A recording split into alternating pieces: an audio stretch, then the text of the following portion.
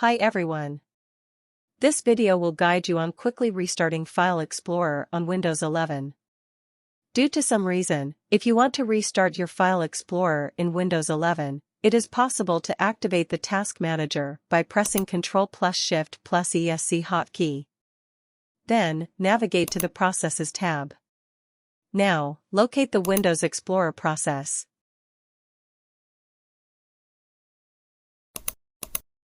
Right-click on it. Select the Restart option. But, it will take time. So, to quickly restart File Explorer on Windows 11 machine, you can create a batch file on your computer or laptop that will kill File Explorer and start File Explorer automatically. How to quickly restart File Explorer on Windows 11?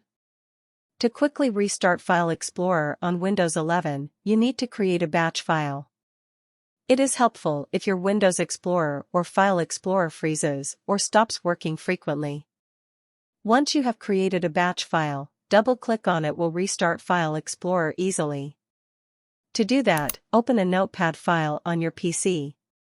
Then, copy and paste a few commands into the Notepad file. You can copy these from this video description. Add echo off. Task kill /f/imexplorer.exe.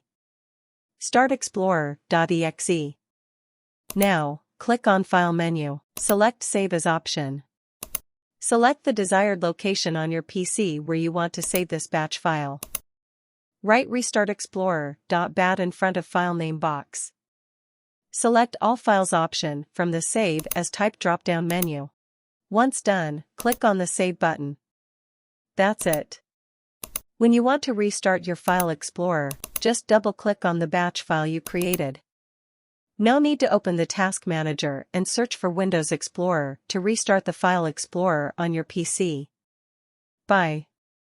See you in the next video.